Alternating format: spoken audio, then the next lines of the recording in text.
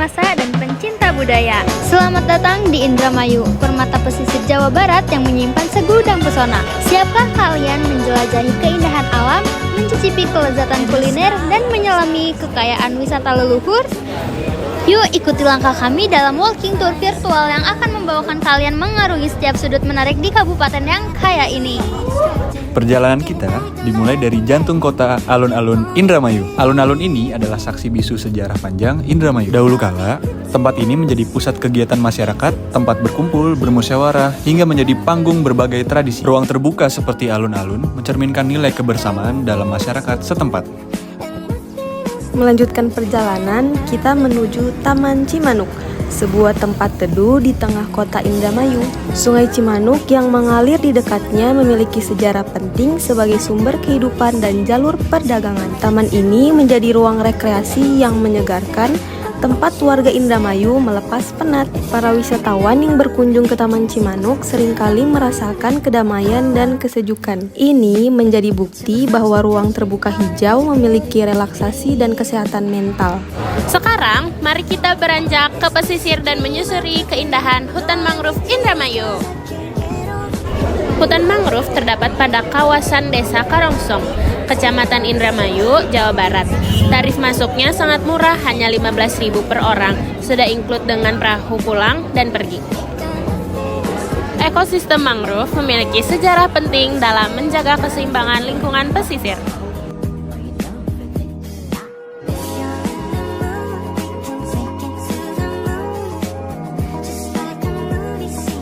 Menyusuri hutan mangrove dengan perahu memberikan pengalaman wisatawan yang tak terlupakan. Keindahan alam yang asri dan suara deburan ombak menjadi daya tarik tersendiri. Dari sudut pandang filosofi, hutan mangrove mengajarkan tentang siklus kehidupan dan ketergantungan antar makhluk hidup. Upaya pelestarian mangrove juga mencerminkan etik dan etika kita terhadap alam. Nah, hutan mangrove ini bisa tembus sampai pantai loh.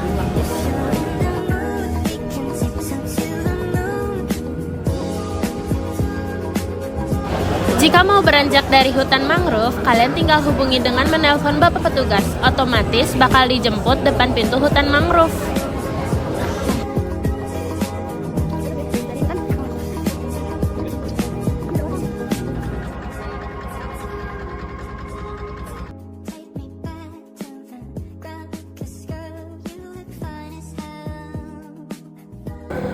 Kita sudah bersama dengan Ibu TikTok ini, guys.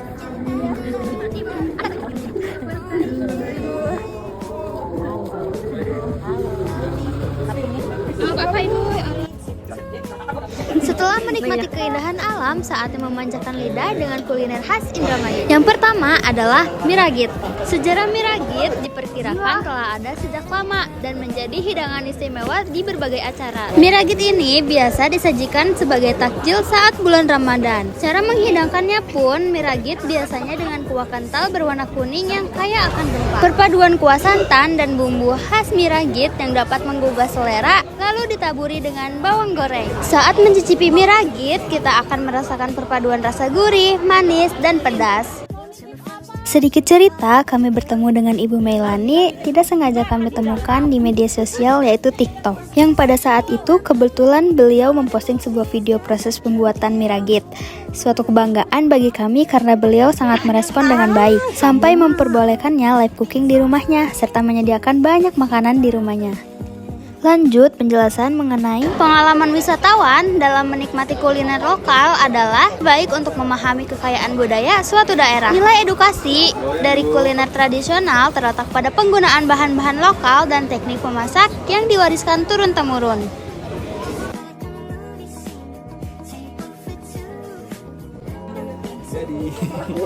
Yeah. Ayo kita makan. Ayo. Makan lagi.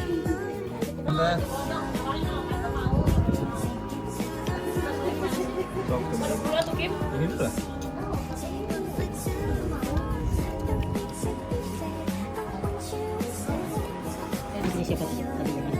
Selanjutnya, mari kita kenali soto Indramayu. Berbeda dengan soto dari daerah lain, soto Indramayu memiliki ciri khas tambahan lontong, kacang kedelai goreng, dan kuah bening yang segar dan kaya akan rempah.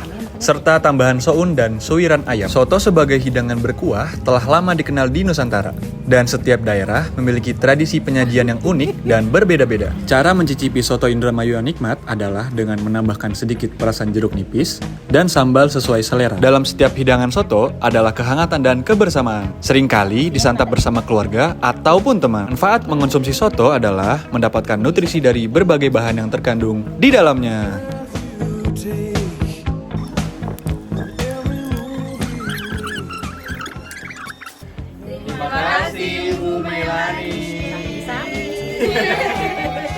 Terima kasih kepada Ibu Meilani karena sudah memberikan ilmu resep pembuatan makanan tradisional khas Indramayu.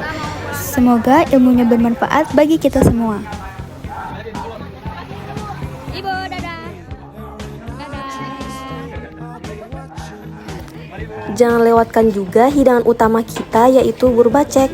Bubur khas Indramayu yang unik terbuat dari beras yang dimasak hingga menjadi bubur dan diberi topping rumbah dan kikil yang disebut dengan cecek, serta sambal yang pedas. Bubur bacek mungkin berawal dari pemanfaatan hasil bumi lokal. Cara menghidangkan bubur bacek biasanya dalam keadaan hangat, cocok disantap saat sarapan atau cemilan sore. Sensasi rasa gurih dari bubur berpadu dengan kecap asin dan bumbu kacang dari rumba memberikan pengalaman kami yang berbeda dan menarik di walking tour kali ini. Bubur bacek adalah kreativitas dalam mengelola bahan sederhana menjadi hidangan yang lezat. Dalam menikmati makanan lokal, khususnya bubur bacek, adalah dengan cara menghargai setiap bahan dan proses pembuatannya. Rumba, tauge, kangkung, ininya kecap, ininya sambal kacang pedas. Dan ada buburnya. Oh my god. Jadi cara makannya itu diaduk. Duduk dulu. Pengen korot ya? Boleh banget. Kamera yuk.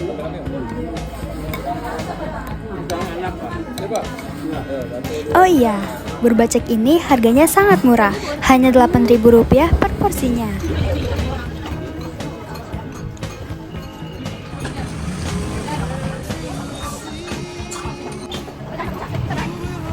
Terakhir, kita cicipi geblok, camilan manis khas Indramayu yang terbuat dari singkong yang dikukus dan dibalut dengan gula palem dan taburan kelapa. Geblok sebagai jajanan tradisional kemungkinan besar berkaitan dengan ketersediaan singkong di daerah ini. Saat menikmati geblok adalah merasakan cita rasa otentik jajanan pasar tradisional. Manfaat mengonsumsi makanan tradisional seperti geblok adalah melestarikan warisan kuliner dan mendukung perekonomian lokal. Lanjut mengunjungi wisata utama kita, yaitu Pantai Cemara Indah, tepatnya di Kecamatan Balongan. Harga tiket masuknya sangat murah, hanya Rp5.000 per orang dan biaya parkir mobilnya ditarif Rp5.000. 30. Udah sama parkir ya? Iya, makasih. Mengapa harga tiket Pantai Cemara Indah sangat murah dibanding dengan pantai lainnya? Karena pantai ini dikelola langsung oleh masyarakat setempat dan tidak ada sangkut pautnya dengan pemerintah. Pantai Cemara Indah mulai dikenal luas sejak awal tahun 2022, ketika warga daerah setempat mulai mengembangkan kawasan ini sebagai tujuan wisata berbasis alam. Awalnya, pantai ini hanyalah bagian dari wilayah pesisir yang digunakan untuk kegiatan nelayan. Namun, seiring waktu dan ketekunan anggota paguyuban menjadikan pesisir ini sebagai wisata Pantai Cemara Indah. Keindahan dan potensi edukatifnya membuat Pantai Cemara Indah menjadi destinasi terbarukan, terutama bagi wisatawan lokal dan luar. Tatkala mentari terbenam di ufuk barat, di saat itulah dingin rindu selimuti keindahan senyuman dari rasung pipi itu, menikmati imaji bersamamu. Maka terimalah diriku, kita akan bahagia selamanya. Ku berjanji jadi suamimu, dan ku akan memberikan yang terbaik untukmu.